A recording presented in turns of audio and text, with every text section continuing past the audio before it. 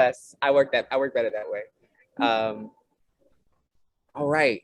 Well, welcome. Good to see everybody. Good to see everybody's face. Good to see your box in the space. It doesn't matter if you don't have a face or space. You're here, right? And you belong here. And it's so good to have all of you. We are the Valley, the Susquehanna Ethical Society. We are really excited to have everyone here who's joining for the first time, those who've been visiting. We just want to welcome you with open arms. And I just want to plug in, like, I mean, I think for myself as, the consulting leader is one thing, right, to be in this role, but the major part of this work for me has not been work. Though the major part of this is really about love. And it is one of the spaces, most of all, that I have found love, and that I have really been able to operate from in my fullest capacity, where I am able for a moment to take off all of the fancy and be my authentic self, and show up and show out. And I don't think there's any other place than the Valley that allows me to do that. So if if you don't mind sharing with me, if there is style in the Valley, it's here, right? And if there is some like funk there, it's in the Valley. If you want some peace, it's in the Valley. If you want some family, it's in the Valley. If you want some love, it's in the Valley. All of those things can be right here, and we can show up just as we are in this space. So I welcome you. I welcome our online community. Those who are not here, we still welcome you, who will tune in later. So thank you. And I'm going to hand this portion over to Patty Arduini, who is the founder of the Valley. Thank you, Jay, for that welcome. I also want to welcome everybody. The Susquehanna Valley Ethical Society is a community of all walks of life that learns and grows together through shared values, doing good, and nurturing the human spirit.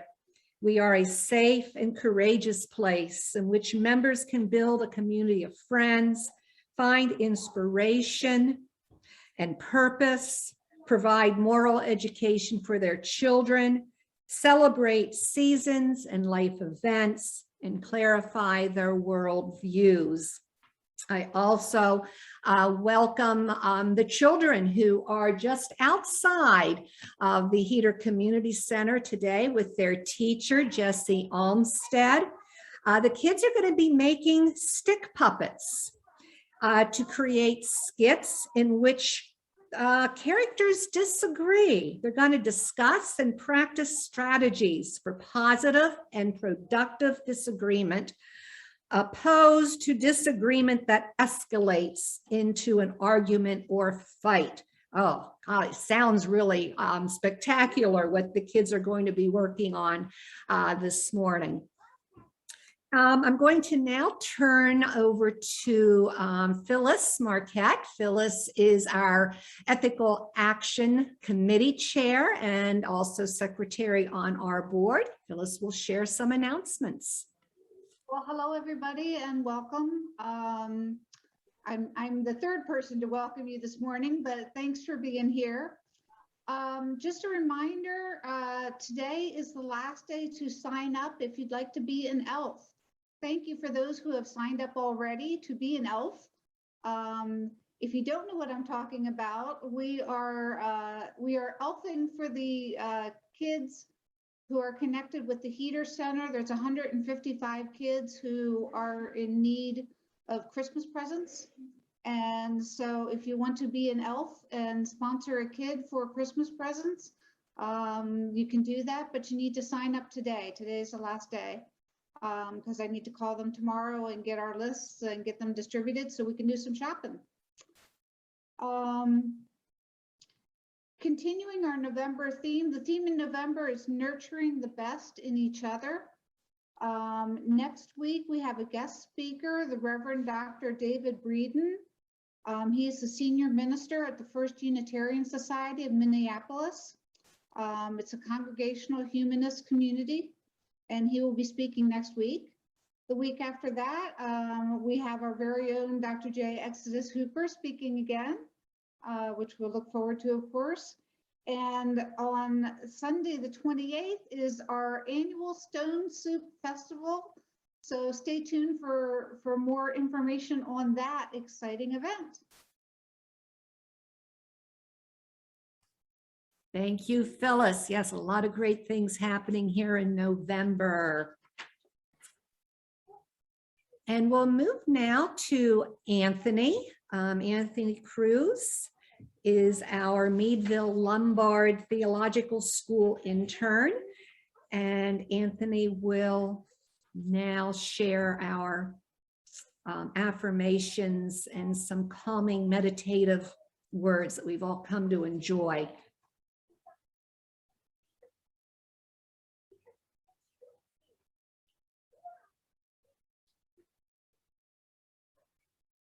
Anthony, you'll need to unmute. yourself. There he is. There you are. Good morning, good afternoon to our society. Can you all hear me okay? Yes, we're better now. Mhm. Beautiful. As we come together to center ourselves, to reaffirm, root, and nurture our affirmation as a community of truth. We are here to deepen our sense of the meaningfulness of life, to shine light on the ideas with which we guide our choices, to give us courage to take the higher path, and to get to know one another over time in appreciation of each other's unique and incompatible worth. And together, we work for a world where love and justice cross all borders. Our statement of affirmation as a community is that we affirm the worth, dignity, and uniqueness of every human being. As we center ourselves for today's platform, I want to share with you a spoken word, a poem, if you will. And by Luera, who is known dearly as the janitor of history, and whose work as a professor at CUNY has been historically important for communities of color in Latin America, here in North America, as well as in the Caribbean. And the poem begins as follows.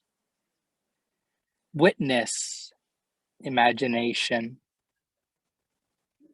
Inside each and every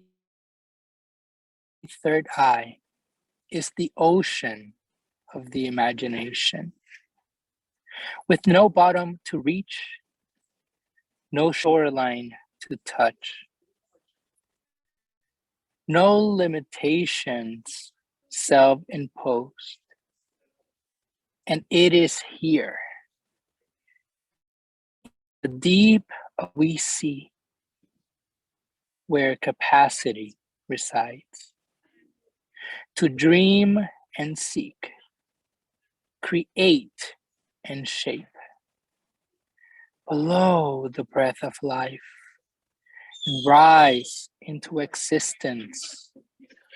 The inside of our we, taking you and me everywhere within ourselves to trek and thread those distant tracings that rise beyond the moon, overpass every planet in the sky, undertake any star and state that would bind us to so believe we cannot claim the order of day or change our destiny ourselves. But imaginate the possible. If out of the forward urge of somehow since we issued forth, growing out of nothing into something given birth. From nowhere into somewhere, we rich did. Standing on the cusp of what and when. Then, certainly from here, we can go into any other there. And in the flow of the self-determined move, we can change and shape the course of now. Thank you.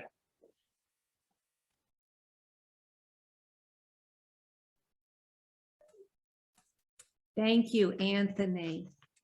That was beautiful, those words. And oh yes, Amira, you did cut out, Anthony. Who was the author of that piece that you read?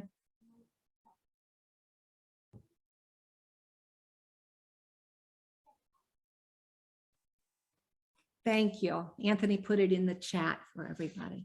Thank you, Anthony.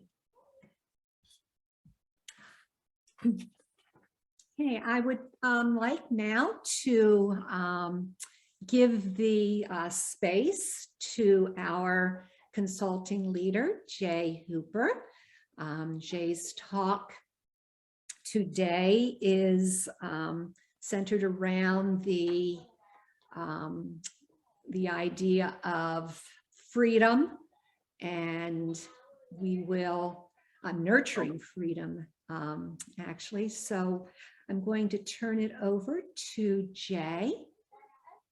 It's all yours, Jay. All right. Hey, family. Good to see all of you. Like I said earlier, as I've seen some faces that are coming into the room. Elle, wonderful to see you. I just want to acknowledge that you're in this space. I want to also acknowledge a dear friend of mine who's actually sitting across from me, but also has decided to join, Olivia, who is joining me from Cincinnati, Ohio, if you're wondering where I'm at and all of the places that I go, as we team up talking about several free thinking ideas and concepts.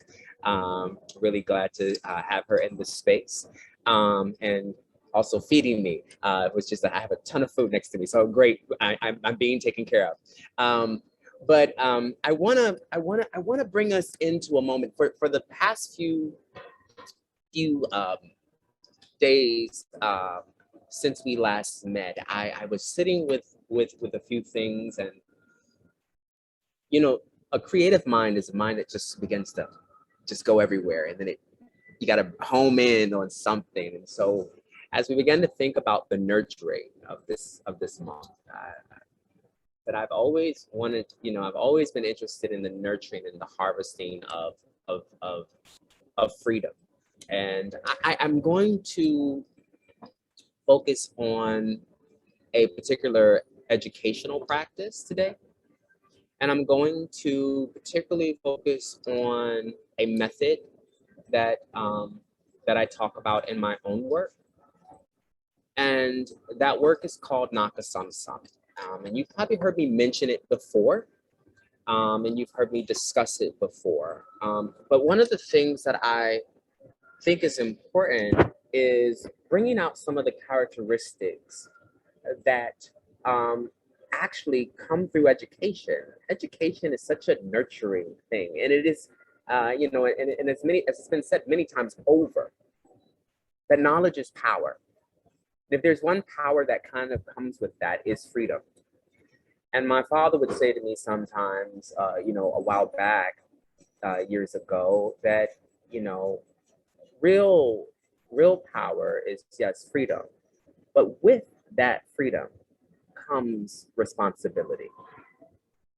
You have to know how you want to manage your freedom. And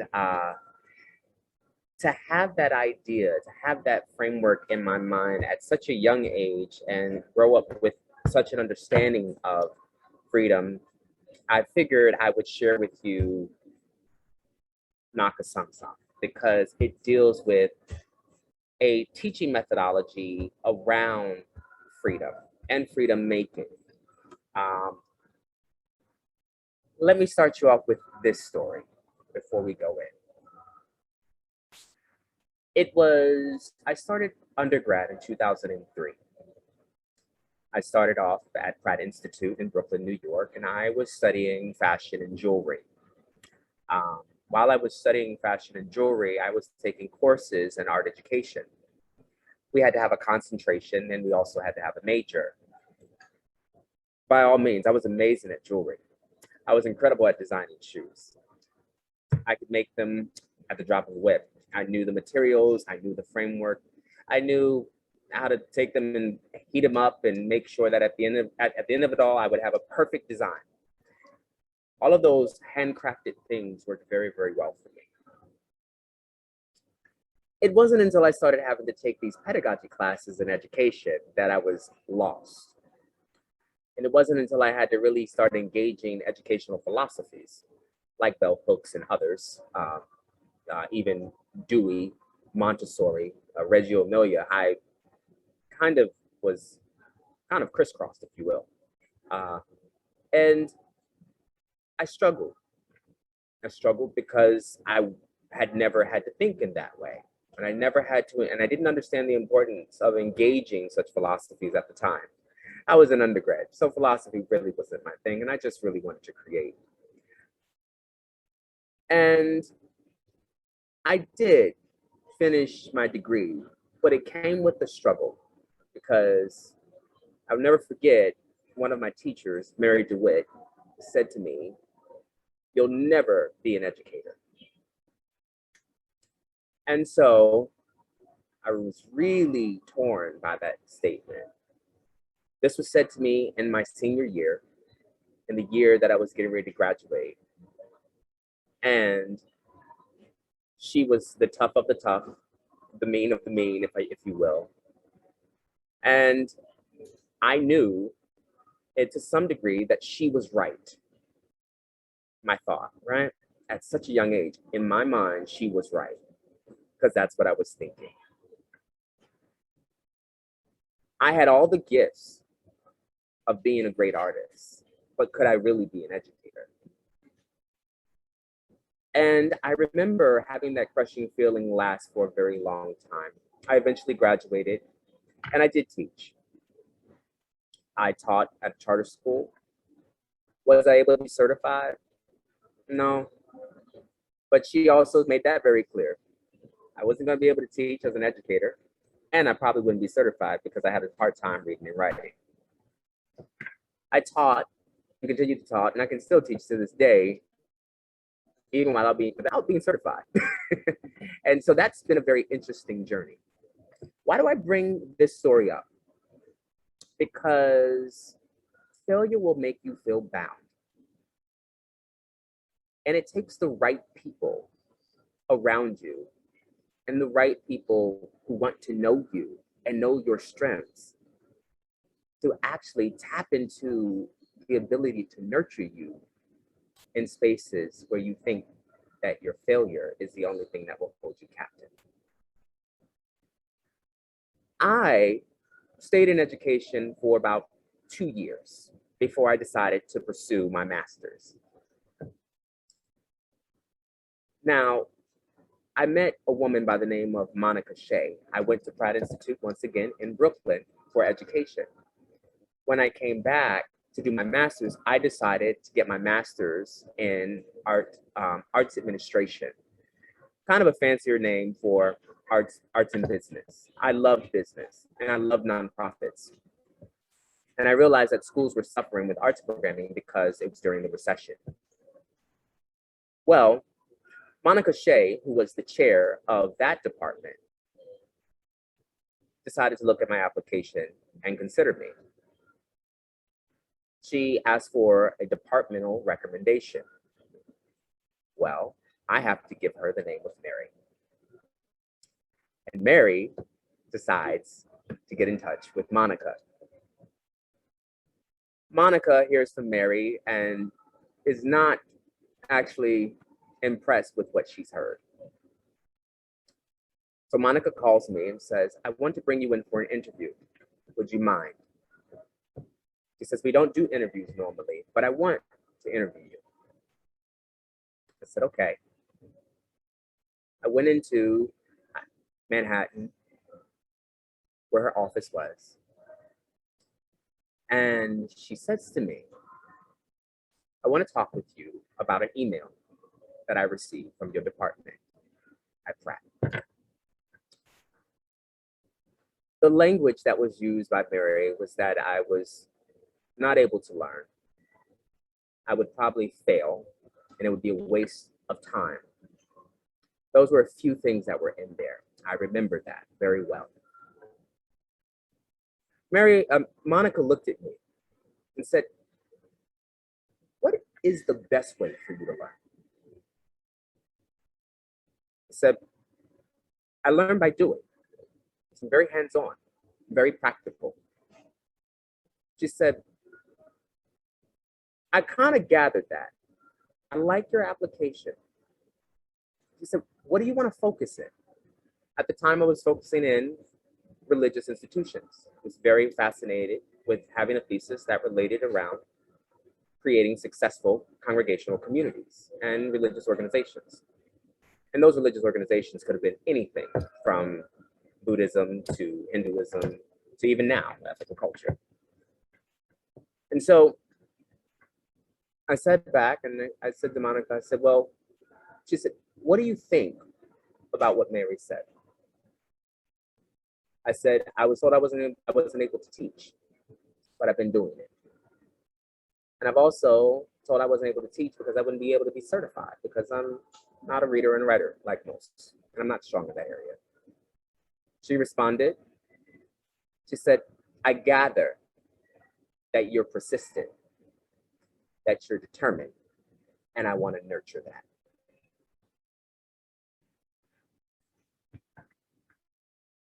Monica carried that vision with me and accepted me into the program. And I went through an amazing 2.5 years learning project negotiation, project management, learning leadership and management skills, enjoying negotiations, learning about finances and looking at budgets, and thoroughly going through the rigmarole of even sitting in Yale's halls and learning more about business management and reading technical books about how to establish organizations and make them stronger. Who would have known? But Monica. I graduated, and prior to graduation, Monica was murdered. And very tough year because I was just finishing my thesis. Monica left note with my thesis that it was to be graded on a practical basis. She understood my potential and she carried that with her. The school loved my thesis and loved my business plan, which was what was produced for my thesis. I thought about her just the other day.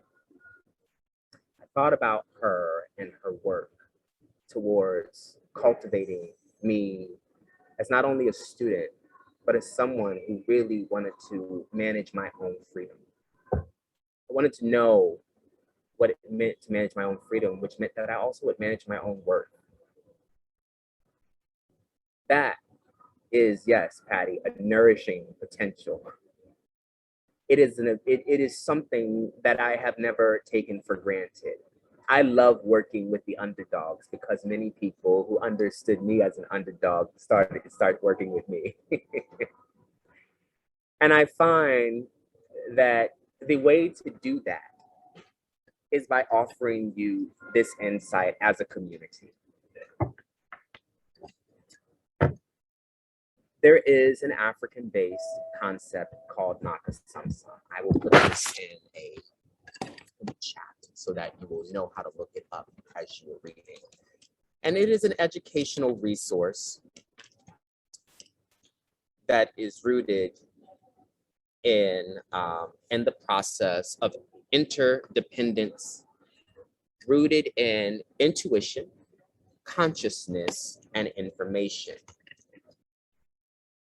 I spelled Sunsum wrong. There we go. The term Sunsum in Swahili means touching the spirit. This is, in many ways, what I actually am glad Patty touches on, which is potential. I want us to identify the spirit as a framework of potential, of possibilities, of ingenuity, and at the same time, practice. Because it is movement when we operate from our human spirit. But it takes someone who knows how to touch the spirit of who you are. That motivation, that moment in which you actually probably need some get up and go. You've probably been procrastinating and you need someone to just touch you.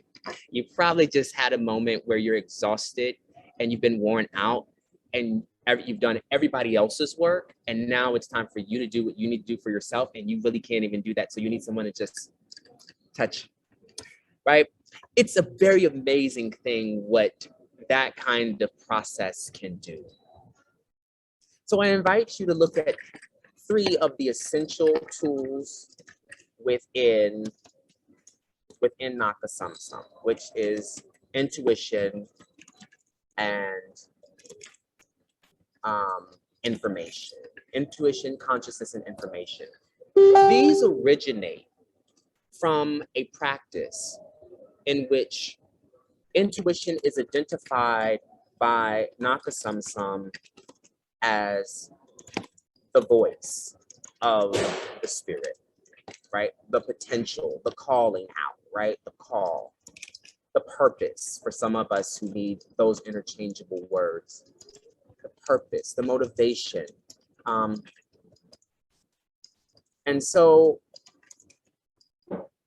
I am sending all of that for you, right? This is, so intuition as a voice of the spirit, a call, right? The purpose, the motivation. And then there is the consciousness, as I mentioned earlier. And consciousness is the voice of the ancestors. How about that? Our those who have mentored us, those who have nurtured us, those who have shared in a part of our stories that we hold so dear. They are the ones that echo words of wisdom, whispers of love, and we may know them. They may, in my case, they're my father. They are sometimes those old religious church mothers that were always around my community that smelled like fried chicken in the back of the church. They are those individuals who also are living and who are around me on a daily, pushing me and telling me to exercise my best potential. They are argumentative, sometimes like me and Elle. And they go back and forth. I'm coming for you, I love you. But those are ancestors and we need them, right? And you don't have to always agree with them, but they see everything inside of you from a big span, and they will offer you the most finest critique because they care. That is consciousness. Consciousness is the thing that we wrestle with. Consciousness is the thing that brings us a little bit of comfort. Consciousness is the moment where we kind of just need to embrace who we are. And that is the ancestors in this practice of Sunsum. So what is information? We love information. Definitely us humanists. We love information. Well, information is broken down in the framework of the voice of experience. You might as well look at somebody and say, I don't get old, I get experience. I have stories to tell. I have a history, and I am a history maker. And I just think that I have so much that I have experienced that I am learning constantly how to fall in love with learning myself in this process called life. Experience is a great teacher. You will learn a lot. Some experiences can be good, some can be bad, right?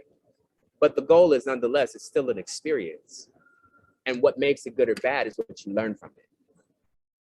what you take from it, how you transform it, whether it's grief, whether it's joy, whether it's a heartbreak. You know, some experiences sometimes are those moments where you are moving away from certain positions. And you have to figure out, what does it mean for you now to have your own experience? These are the three essentials that make Nsaka Sunsum work. I'm sure you've experienced them in slight ways. The deep thoughts, the pillow talks with maybe a partner, or maybe the moment where you're whispering to your child, or you have. Maybe you're talking to your grandson or your granddaughter. All of those are moments of Nsaka Sunsum because you are touching them in ways that will motivate them to carry on the torch that you are also trying to leave behind. You are giving them the tools to manage their freedom, to reach their potential. And what better way to undergird somebody through helping them move through this practice? As we look at those three essentials, I want to point out these last three functioning tools that are needed. This doesn't just happen in an incubator in the sense that you just have a classroom. You don't need a classroom for Nsaka Sunsum. The world is constantly doing this teaching. And the world is constantly helping us learn. Our society is helping us figure out what voices really matter. What voices call us to our greater purpose when we are in society. This Saturday, we particularly focused on so much energy on being love boosters. And we went out, and we made buttons, and we got some people pondering and wandering. That is a moment of intuition, making people curious to figure out, what is their call to action? What is their call to being ethical? What is their call to ethical culture? Not just a society, but a call to actually join in the same understanding of making the world better. We became love boosters this weekend, getting people to answer to also maybe ancestors that were walking alongside them, having little banners and signs. Aviv is a little young ancestor marching down the road with a love booster sign. That is a wisdom teacher, just that little bit. And we should be amazed at that and take that in. And we are offering experience. So how does this work? What is needed? What is it needed in the space? This space requires, in order for these pedagogical essentials, these ways of teaching to happen, for us to hear the voices, for us to be able to hear the voice of the ancestors, the spirit, and experience, we need to tap into three other essential frameworks to hold this. Number one is love. It sounds simple. It sounds so simple. But love is not just the moment of service and compassion. I know that's normally our humanist position with love, but I invite you for something deeper. I actually invite you to get to the nurturing part of love. I invite you to think about the one that you would mentor. I invite you to think about the one that you would want to mentor you. I would invite you to practice a love ethic where, even in this community, that you're holding a glass slipper after someone has been invited today to dance. And they might not stay, but they leave a glass slipper behind. Which one of you is going to hold it? until you can find them or until they find their way back. A love that allows for them to find out where their shoe fits after they've tried on every other shoe. An actual shoe that makes them feel worthy to walk in the footsteps that you're walking in.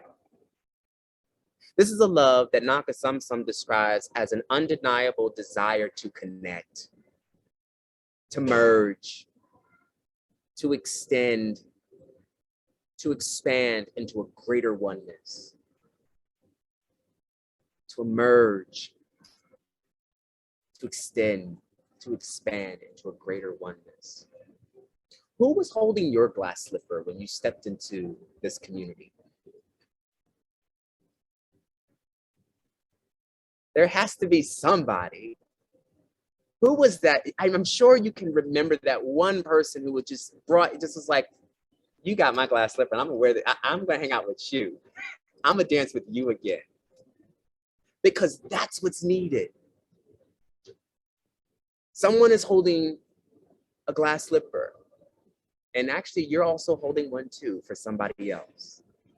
That's love. And it's the right shoe, and you got to make sure that it fits. The other thing about Sunsum is that it offers culture.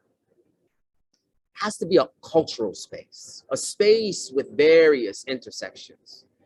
This is sometimes very difficult for some of our communities, but I want to say that the Valley has done an amazing job really trying to touch, really trying to reach out, really trying to connect. And so it's that love work that makes culture a breeding ground for change. Culture doesn't mean that we divest and we shrink. It actually means that we illuminate and we get vibrant and we become brighter and brilliant with our approach to sharing in difference. Anthony Penn said, look, we can't demonize difference. We really can't. We've got to be that space. We've got to be that space of culture. And right, so this kind of learning, this kind of approach to freedom making is in culture, where Sunsum makes it very clear. It represents a vast structure of behavior. Me and Phyllis like chicken wings. That's our culture together. Me and Lena, we like music. When I'm in any one of your spaces, I am going to share in the culture. It is the moment in which behavior happens, ideas happen, attitude changes, values are exchanged, habits are either created or broken, beliefs, ideologies, customs. I get to sit at a table when I'm at Patty and Pop's house. When I'm a person that actually stands up most of the time when I eat. My grandmother would say, I'll make a poor house. It is those things, it's the moment of also exchanging language, where language becomes a moment of drawing us in. Culture is very dense, very complex. Behaviors, ideas, attitudes, values, habits, beliefs, customs, language, ceremonies. I had never heard of a winter solstice until I met a bunch of humanists. I was like, what is a winter solstice? What is that? Is this a new baby Jesus concept? No, it was a moment to embrace a bit of a bit of a pagan ritual in addition to an actual scientific fact around how the sun changes. And I was like, oh, okay, this is really cool. Educate me, bring me in. I was invited in by the culture. Culture is an invitation for people to exchange their intersections and not be seen as a matrix of domination. Yeah, matrix of domination is a real thing. Those intersections that make us trapped and make us feel like we can't escape, right? But if we offer intersections, we connect, and we find ways where we can breathe together, share in space together. I want to share this. It says particular groups of people in which provide each other with a general design of living and in pattern, a living and developing patterns for interpreting reality. Can I just say something for a personal moment? Thank you for allowing for me to interpret my reality with you. The world is hard. Sometimes it's lonely.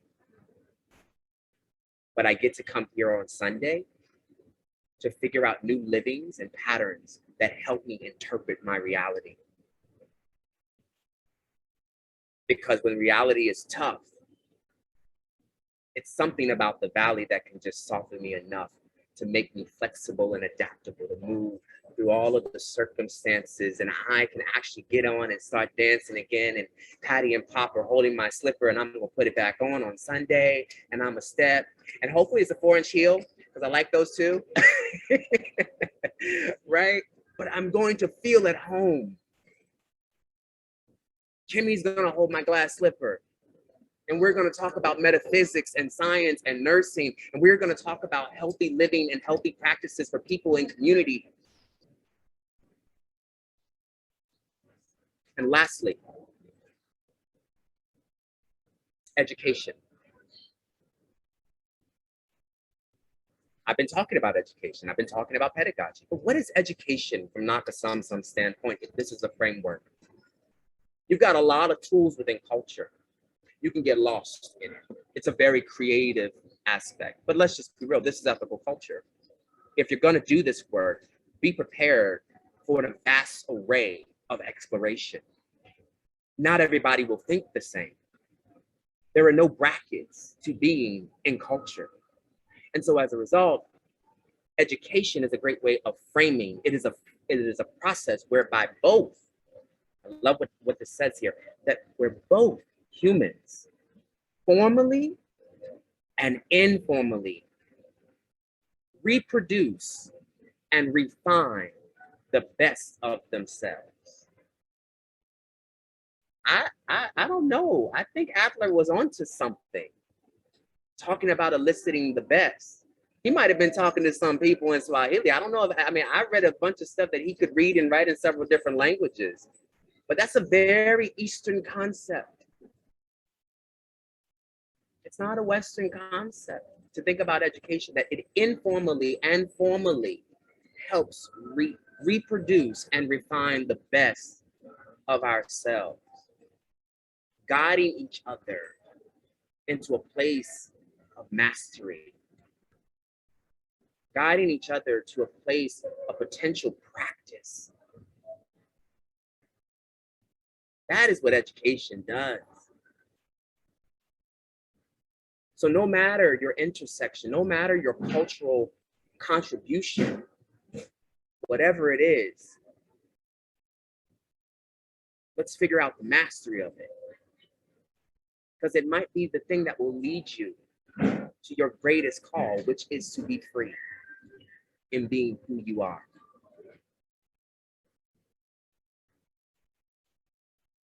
Pop loves carving. When he does it well. I'm still jealous I have not got my Donatello, and now I'm going to ask for Donatello and unicorns. That's a whole nother conversation.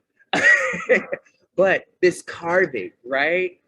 This skill set, this refining, learning something new, new tactics, new abilities.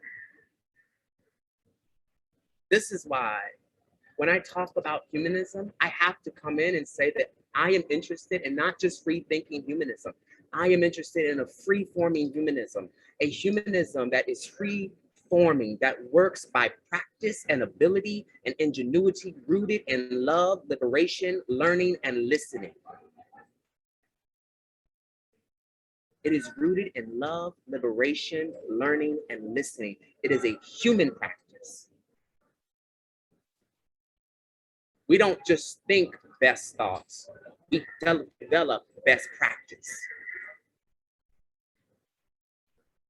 Saturday is an example of best practice. connecting with the young people and our youth is best practice. Getting together, having meetings, and not just meetings upon meetings, but to actually put an action forward, that's best practice.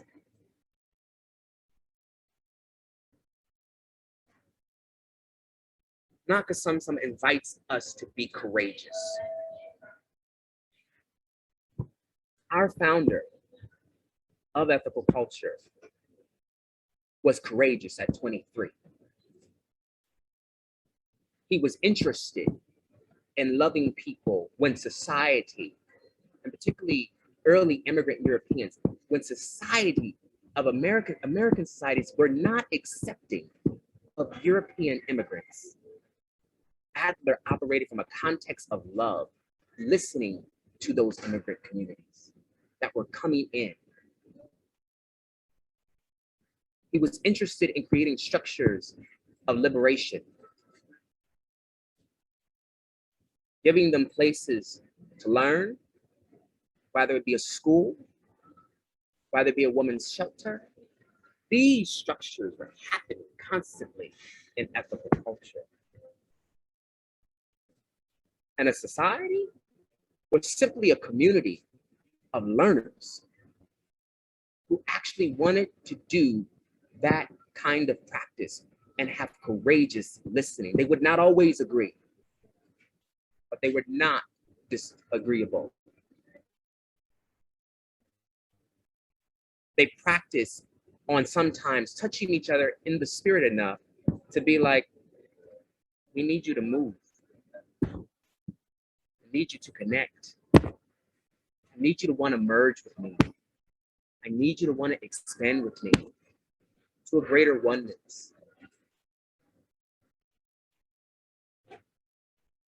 I need you to be the voice of my spirit.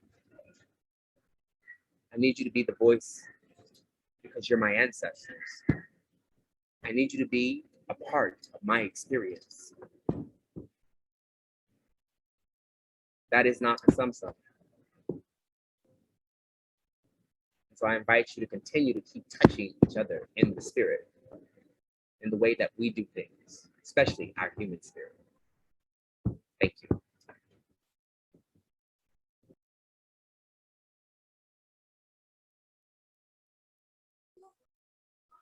Oh, thank you, Jay. I'm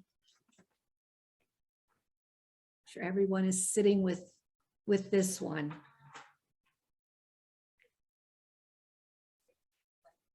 I think what we might want to do is close off with some closing words, and then we can spend some time with anyone who has the time to stay on and share the thoughts that you've experienced, that Jay has provided us today. It wasn't a true experience to be with him, to be with Jay.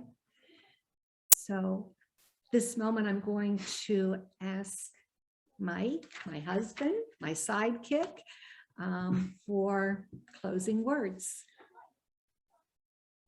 Finally, friends, rejoice. Restore connections, affirm one another. Walk with one another, even when you disagree. Live in love and peace, and love and peace will be with you.